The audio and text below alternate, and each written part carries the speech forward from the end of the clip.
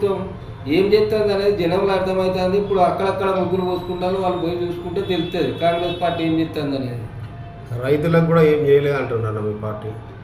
రైతులకు ఏం చేయలేదు అంటే ఇప్పుడు టీఆర్ఎస్ ప్రభుత్వం ఏర్పాటు జరిగే క్రమంలో ఏకకాలంలో రైతు రుణమాఫీ చేస్తా అన్నాడు.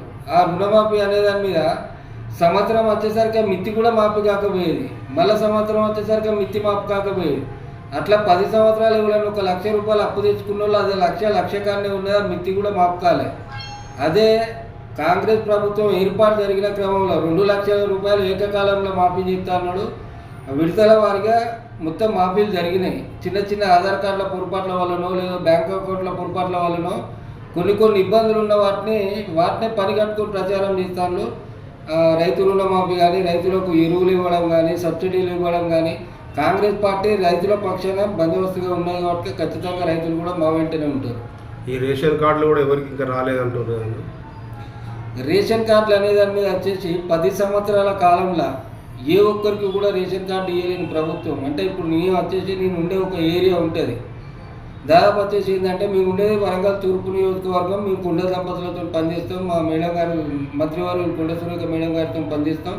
మాకు ఇండ్లు కానీ అదేవిధంగా ఇండ్లు అంటే ఇప్పుడు మాది ఒక వెనుకబడ్డ ప్రాంతం. అన్ని ఏరియాలలో సిటీలో ఉండే కాడ 100-150 సరిపోతే మాకు ప్రత్యేకంగా ఒక 350 ఇండ్లు. ఎందుకంటే కూలి పనులకు పోయేటోళ్ళు, మిల్లులలో పోయేటోళ్ళు ఈ రకంగా ఉంటారు కాబట్టి మా మేడం మురళీధర్ సార్ ఇద్దరు కలిసి కూడా మాకు ఒక 350 ఇండ్లు ఇవ్వడం జరిగింది. అదేవిధంగా రేషన్ కార్డులు వచ్చేసి ఈ సర్వేలు వచ్చేసి దాదాపు మా డివిజన్ వరకు వచ్చేసి 1800 రేషన్ కార్డులు ఇచ్చింది.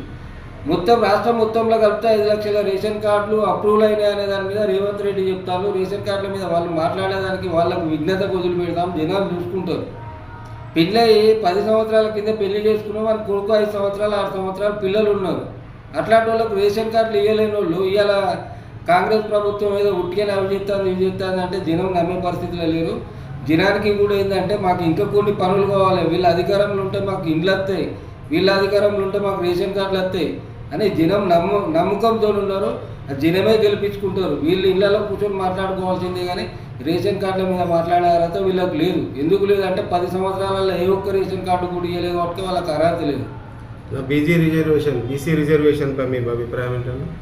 బీసీ రిజర్వేషన్ అనే దాని మీద వచ్చేసి ఏంటంటే గత కొన్ని సంవత్సరాలుగా ఏ పార్టీ అన్నా ఏదైనా ఒక రిజర్వేషన్ చేయాలంటే వాళ్ళ వ్యక్తిగతంగా వాళ్ళ పార్టీలకు నష్టం జరుగుతుంది అనే దాని మీద ఆలోచన చేసే సందర్భాలను ఒక డైనమిక్ లీడర్గా రేవంత్ రెడ్డి వచ్చేసి ఏంటంటే తెలంగాణ రాష్ట్రంలో బీసీ రిజర్వేషన్లు, ఎస్సీ రిజర్వేషన్లు ఈ రకంగా అన్ని వర్గాల ప్రజలకు అన్ని రకాలుగా న్యాయం జరగాలనే దాని మీద బీసీ రిజర్వేషన్లు తీసుకున్నారు. ఈ కార్యక్రమం ఏదైతున్నదో మన దేశంలో ఉన్న చుట్టుపక్కల రాష్ట్రాలలో కూడా గర్వించదగ్గ విషయం అనే దాని మీద మాట్లాడుకుంటారు. మళ్ళీ వాళ్ళు ఏం చేయలేదని వీళ్ళు చెప్తాను. రిజర్వేషన్లు అనే దాని మీద అయిపోయిన తర్వాత రిజర్వేషన్ల ప్రకారంగా స్థానిక సంస్థలలో ఎలక్షన్లలో వాళ్ళకి సీట్లు ఇస్తాను కూడా రేవంత్ రెడ్డి గారు, మా పిసిసి ప్రెసిడెంట్ అయిన మహేష్ కుమార్ గౌడ్ గారు, మా మంత్రివర్యులైన కుండ సురేఖ గారు, క్యాబినెట్ మొత్తం కూడా వీళ్ళు ఉన్నప్పుడు ఏదైనా క్యాబినెట్లో ఒక క్యాబినెట్కు వాల్యూ ఉండేదా? ప్రతి ఒక్క క్యాబినెట్ మంత్రి ఎవరైతే ఉంటారో వాళ్ళ క్యాబినెట్కి సంబంధించిన పనులు వాళ్ళు చేసుకుంటారు. అదేవిధంగా అన్ని ప్రాంతాలలో అన్ని రకాలుగా పనులు ఏమైతే జరగాలనో అవి జరుగుతూ ఉన్నాయి. మొత్తానికి అయితే ఈసారి స్థానిక ఎన్నికలలో మీదే విజయం అంటారు. ఖచ్చితంగా. ఎందుకు అనేదాన్ని అంటే ఇప్పుడు వచ్చేసి మేము అధికారంలోకి వచ్చి 2 సంవత్సరాలు కూడా గడవలే. ఈ 2 సంవత్సరాల కాలంలో 6 హామీలు అనే దాని మీదే ప్రధాన హామీలు 6. కేసీఆర్ చెప్పినట్టు మేము చెప్పలే, కేసీఆర్ చెప్పింది కూడా ప్రధాన హామీనే. ఉస్మానియా యూనివర్సిటీని మొత్తం కూడా ఆయన కూలగొట్టి మంచిగా 60 గదాలు జాగిస్తా అన్నాడు. ఇట్లాంటి బోపస్ మాటలు మా సంబంధించిన పార్టీకి సంబంధించిన నాయకులు ఎవరు కూడా మాట్లాడలేదు. మాది ఇందిరమ్మ రాజ్యం అవుతుంది, ఇందిరమ్మ రాజ్యంలో ప్రతి సామాన్య కుటుంబానికి ఒక సొంత ఇంటి కళ నెరవేరుతుంది అని చెప్పి ఇవాళ ఎంతోమంది ముగ్గులు పోసుకొని సంతోషంగా ఉన్నారు. మాకేందంటే దినంలా మా పార్టీకి బలం అనేది ఉన్నది. ఖచ్చితంగా స్థానిక సంస్థలల్లో వాళ్ళు ఈరోజు కొంతమంది ముగ్గులు పోసుకున్న వాళ్ళు ఉన్నారు. ఇది విడతల వారిగా జరిగే కార్యక్రమం. ఆ పక్కోళ్ళకి ఇంటికి వచ్చిందంటే ఇల్లు వచ్చిందంటే ఇంకో పక్కోళ్ళకు కూడా రేపు వస్తుందనే ఆశ ఉంటుంది. ప్రతి ఒక్కరికి కూడా అదేవిధంగా ఇల్లు వస్తుంది, ప్రతి ఒక్కరికి రేషన్ కార్డు వస్తుంది.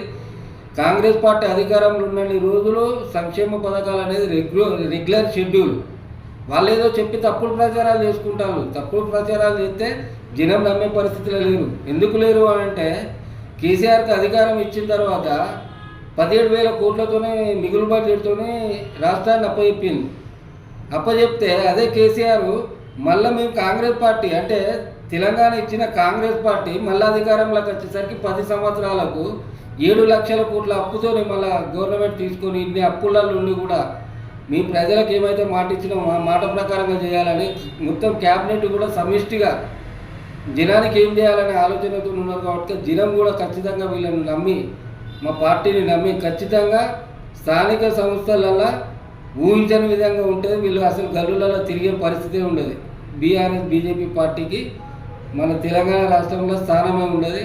ఖచ్చితంగా జనం ఏంటంటే